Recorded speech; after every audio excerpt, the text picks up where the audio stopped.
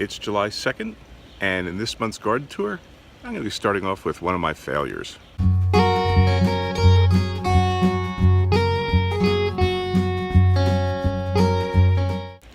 As you may recall from the prior two monthly garden tours, I was very happy with how my raspberries were coming along.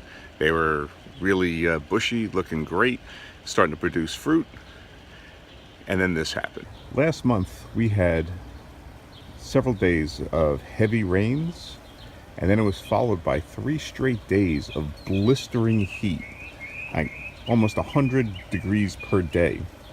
I don't know if the plants just got burned from it or what, but there's been a lot of dieback in these, and the production on these raspberry plants,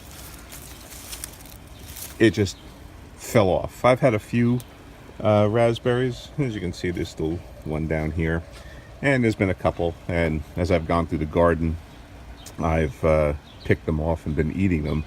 But this is a real disappointment. I was really looking forward to some really good okay, I won't pull that out yet. I was looking forward to some really good raspberry harvests. Oh, there's a nice berry down in here. There we go. But they've really haven't produced anything. Like I said, a lot of dead leaves on it, so it's very disappointing. But I guess if this is the biggest failure that I have this year, then perhaps it's not a complete waste. So the blueberries look like they're coming along quite well. They're really growing, even if they're not producing a whole heck of a lot of blueberries. But like the raspberries, as I've come along and I've found some berries that are growing like here and have ripened, I've been coming along and picking them. So far, it looks like this one, which I think is the Chandler. Nope, Hardy Blue. That's the Chandler. Now, on the Hardy Blue, it has had the biggest berries so far. So perhaps, I mean, we'll obviously have to wait till next year to see how they produce. And maybe the berries will be bigger rather than these tiny little things here. But hopefully we'll have a better harvest next year as they grow and develop. And then continuing over here, these are the other raspberries, and they actually look much better. I'm not sure if it's, they got a little bit more shade than those at the far end of the garden, but these didn't have it actually didn't have any kind of dieback like the others did. So I wasn't sure if that was some kind of viral infection that they had or what. And it just may be that they were exposed to direct sun more than these were. And while we're here, the lemon plants are continuing to grow, and the orange finally succumbed. So we still have the 2 lemon plants growing. One day, maybe we'll get lemons. Here in the vegetable garden, things are really coming along well. You can see the tomato plants. They're really lush and full. Got a lot of flowers on them. Only a couple of tomatoes so far. Growing here and there. But with the amount of flowers that we've had, that I have showing, I think we'll get a good harvest. Been slowly tying them up to keep them up off the ground, trimming off just the lower leaves on the plants, because I understand you're not supposed to do that too much on the determinate plants. And the same thing on the other side. The other 10 or so tomato plants are growing, and I think down here is where we've got one of the tomatoes that I found, which of course I can't find right now. My cornfield with the Three Sisters garden is really doing quite well. The zucchini, the butternut squash, I should say, is really doing well. These leaves are off the hook, and I've been coming along and just as they've reached the edge of the garden bed, just pinched off the tops. But you can see we're starting to get some butternut squash down here. A lot of flowers in bloom, so I'm sure we're going to get a lot of squash this year. The corn, that's been something of a mixed bag. We've actually harvested about a dozen ears of corn off of this, except they're really disappointing. Here, and I'll show you what I mean. Down here, this is like one of the ears, and it's, as you can see, it's pretty small. And feel it. All the ears have basically been like this, maybe 6 inches in length, and they're fully developed. The ears are fully developed, but the stalks themselves never really got as tall as I thought they would. I mean, this one here is about 4 feet tall, I guess, and maybe a little bit taller, but that's about it. So the let's see, the corn is ready to be harvested. So today I'll actually be coming through and picking a lot of the corn off, and we'll be having probably a little bit of a corn bake at some point.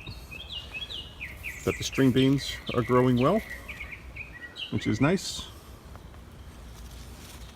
and they have all climbed up, but they're getting some competition here from the butternut squash, which is also using the corn stalks to climb. But the beans are all up here as well. As well as my, there it is down there.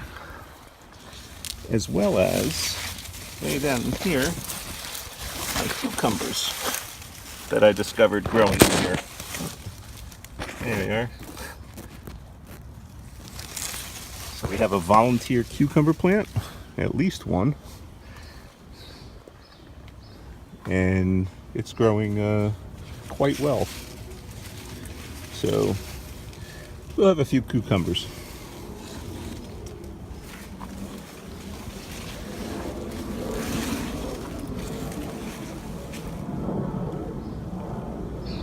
One of those areas that I'm really looking forward to is the blackberries behind me here.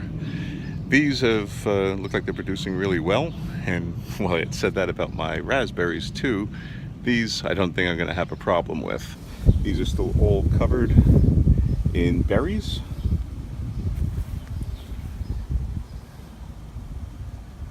So I'm hoping that during the month of July and probably into August, early August, we'll start having them ripen, and we'll be able to pick them. I've been cutting back these plants here, topping them off at right around 4 foot or so as they reach the top of the wire, and that way they'll start branching out. Then they won't grow tall, they'll branch out. This one here is growing at a real weird angle, as you can see back there. It came up and then just turned, and then it's growing out this way. So it's tough to get it to stay up here, but once it gets up and can rest on the wire or the cross beam, I'll top that one as well. But the blackberries look like they're going to be a success this year, so we'll hopefully have some blackberry pie or make some jam. Pumpkins look like they're doing well. Got a lot of flowers starting to produce. The plants are growing crazy. Starting from here, it runs all the way around, and I bent it around, and now it's growing to the back, and it's back there. So I'm going to end up cutting off the tip there. And we do have, where did I see it? We have a Looks like a pumpkin forming on here. Yeah, there it is back there, but it doesn't look, it actually looks like it's going to fall off. It's turning yellow. So now I'm looking, keeping an eye out for these pumpkins. Haven't really seen any, but it looks like it's getting late in the year, wouldn't you think? July 1st, no real pumpkins forming. So we'll have to see. And then also back here, strawberries. We got a few growing. So we'll get maybe 5 strawberries off of that. And then up above are the peaches. Now, these are the Alberta peaches. And we've actually had a lot of fruit drop. I was surprised at the amount of fruit drop. You can see it, a few there, more over here. So more fell off the trees than I had anticipated falling off. So the harvest looks like it's going to be relatively limited. And even in spots where I had said that they were like all clumped together, I never did thin them out there, because the tree seems to be doing the thinning on its own. So some, like in here, like this one looks like it will end up not making it, while the one next to it will. Next year, I'm not quite sure if I'm going to reduce the blossoms on the tree and maybe just let the tree take care of itself. I also didn't top the trees like I had said I was going to last month. So these things are still growing like crazy. And the reason I didn't is I had done some additional investigation into it. And what I found was that you should actually wait till the fruiting stops, when it's past the fruiting, and then do the topping off on it. And so I guess I'll wait until that happens, which should be soon. Last to show you are the grapes. This one has grown about 6 feet tall, so it's doing quite well, and we're now really starting to get some side branches coming out on here, so that's a good sign. And again, waiting for it to grow up over the arbor. That's the red seedless. This is the green seedless, and it's starting to grow quite well too. So, not obviously as fast. It's probably about 2+ feet tall, but it's growing now, and that's a hopeful sign. So I'm just providing an abbreviated tour of the garden this month. If you see back there, that blue tarp covered building, that's going to be the new chicken coop, and when that's finished I'll give you a tour of that in the future. Alright, if you like what you see, give the video a thumbs up and consider subscribing to the channel if you'd already do so. That way you'll be notified right away when videos like this are posted. And check out the blog, www.theruggedhomestead.blogspot.com, where I provide weekly updates on how I'm turning my suburban home into a homestead. Thanks for watching.